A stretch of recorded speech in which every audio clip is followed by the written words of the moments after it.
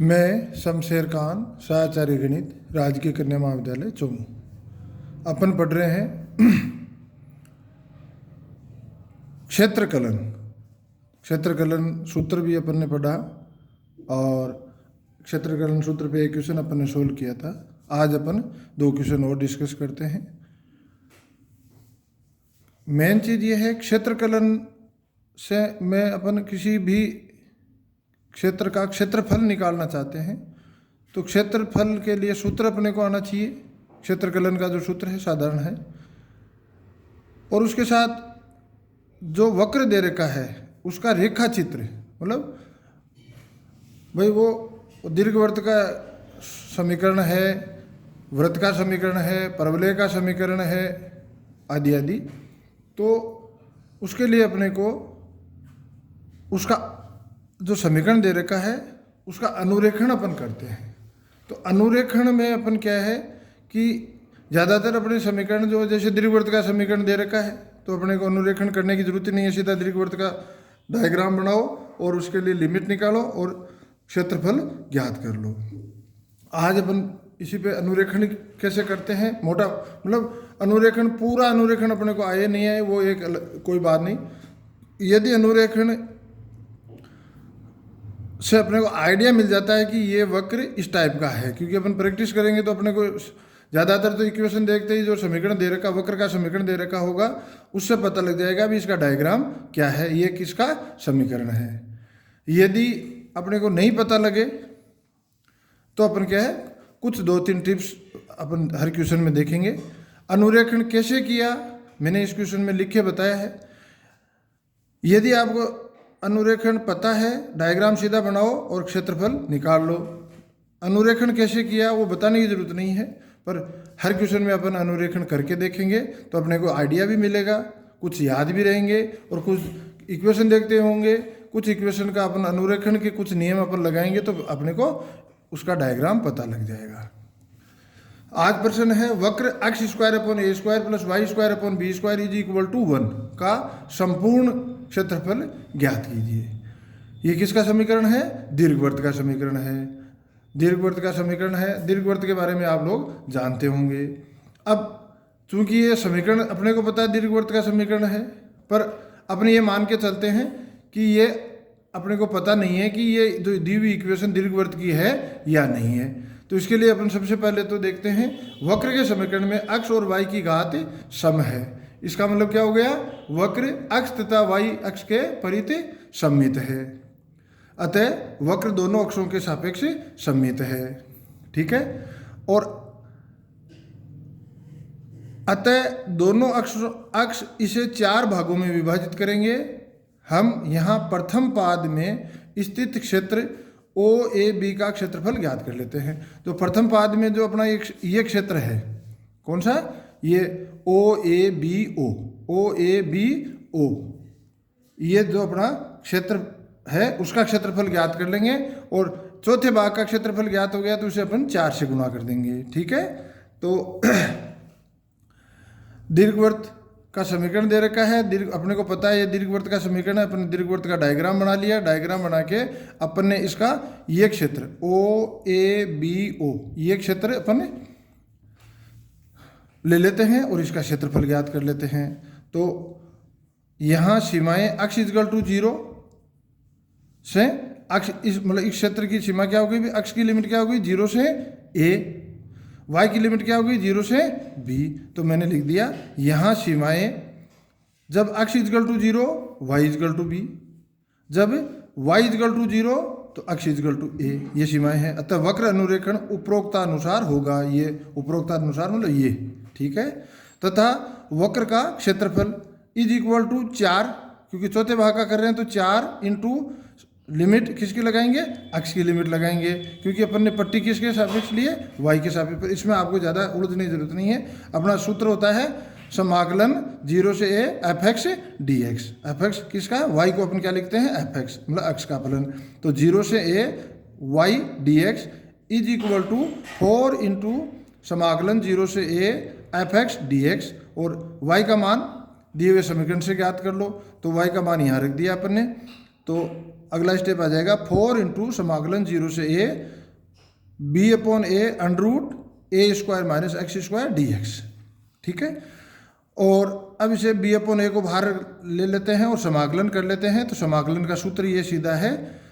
तो अगला स्टेप अपने को मिल जाएगा 4b अपॉन a कोष्टक में, बड़े कोष्टक में x upon a under root A square minus x square plus a square upon 2 sine inverse x upon a कोष्टक बंद। लिमिट क्या होगी 0 से a। अब अपन लिमिट लगाएंगे तो अगला स्टेप मिलेगा 4b अपॉन a बड़े कोष्टक में a upon 0 A upon 2 into 0 plus a square upon 2 into pi by 2 minus 0, और इसे सिंप्लीफाई करेंगे तो इसका मान आ गया पाई ए बी।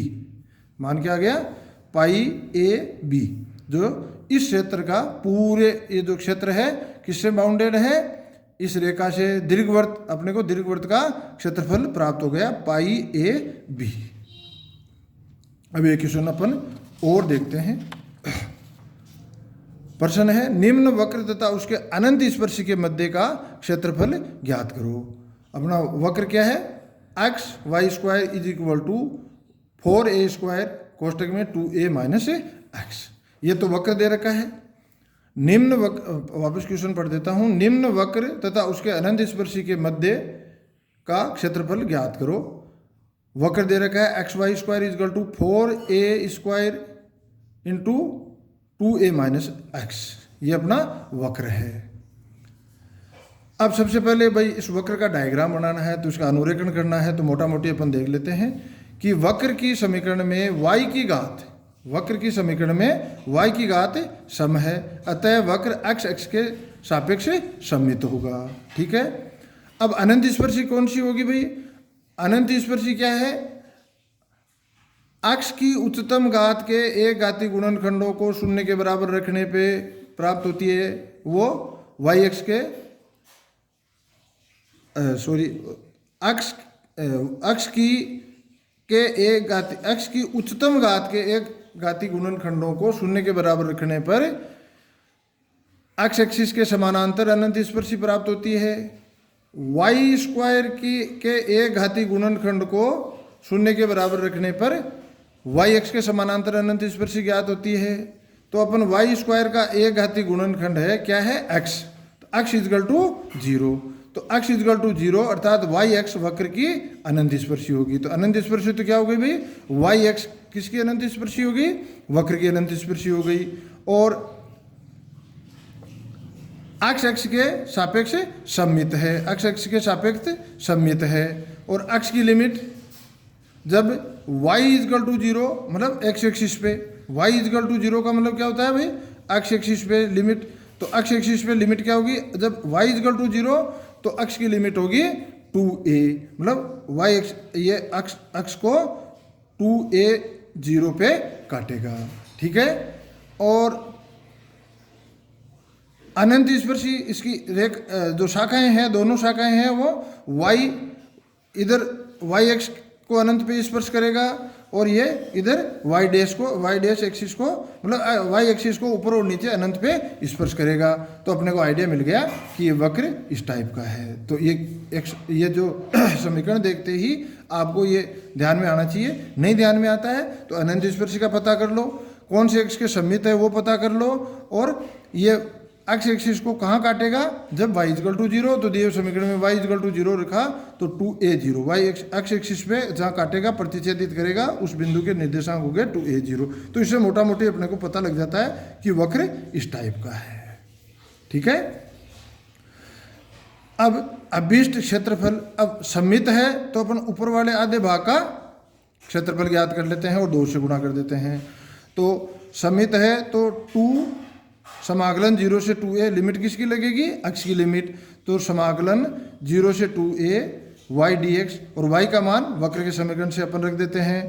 तो 2 इंटू समाकलन 0 से 2a और समाकलन में 2a under root 2a minus X upon X dx। ये अपने को समाकलन मिल गया। अब अपन साधारण जैसे समाकलन अपन करते हैं, समाकलित करते हैं और लिमिट लगाते हैं, वही जो अपन ने समाकलन पढ़ रखे हैं उन मेथड से अपन समाकलन करेंगे। समाकलन अपन ने 12th में पढ़े हैं, वही समाकलन अपने काम में आएंगे। तो माना x is equal to 2a sine square theta, मतलब अपन x is equal to 2a sine square theta इसमें समाकलन में रखेंगे और dx क्या हो जाएगा 4a sign theta cos theta d theta. और सीमाएं जो बदल जाएगी, नई क्या हो जाएगी, थीटा की लिमिट क्या हो जाएगी, x इजगल टू 0 पे थीटा इजगल टू 0 और x इजगल टू 2a पे theta is equal to π/2, theta is equal to π/2। तो ये लिमिट अपन रखेंगे, तो लिमिट लगाएंगे और x का मान पुट करेंगे, dx का मान पुट करेंगे, नई लिमिट आई वो लगाएंगे। तो अगला अभिष्ट क्षेत्रफल क्या मिल जाएगा, 4a समाकलन 0 से π/2 अंदर under root 2a minus 2a sine square theta upon 2a sine square theta 4a cos theta sine theta d theta. Simplify करेंगे तो अगला स्टेप अपने को मिल जाएगा 16a स्क्वायर समाकलन 0 से π/2 cos theta upon sine theta into sine theta cos theta d theta. और आगे बढ़ेंगे तो अगला स्टेप मिल जाएगा 16a स्क्वायर 0 से π/2 cos square theta d theta. अब यहाँ अपन गामा सूत्र लगाएंगे। गामा सूत्र लगाएंगे तो सबसे पहले इसे साइन की पावर m थीटा, कोस की पावर m थीटा, साइन की power n theta d theta के रूप में लिखें। तो अगला स्टेप मिलेगा 16a स्क्वायर समाकलन 0 से π/2 कोस स्क्वायर थीटा साइन की पावर 0 थीटा डी थीटा। और गामा सूत्र लगाएंगे तो अगला स्टेप मिलेगा 16a स्क्वायर इंटू ऊपर gamma 2 + 1/2 into gamma 0 + 1/2 upon 2 into gamma 2 + 0 + 2 upon 2। ठीक है। और अगला स्टेप मिलेगा 16a square gamma 3/2 gamma 1 into gamma 1/2 upon 2 gamma 2। और सिंप्लीफाई करेंगे तो अगला स्टेप मिलेगा 16a square 1/2 under root pi into under root pi upon 2.2 into 1। और आगे सिंप्लीफाई करेंगे तो अपने को फाइनली क्षेत्रफल क्या ज्ञात हो जाएगा 4πa स्क्वायर। धन्यवाद।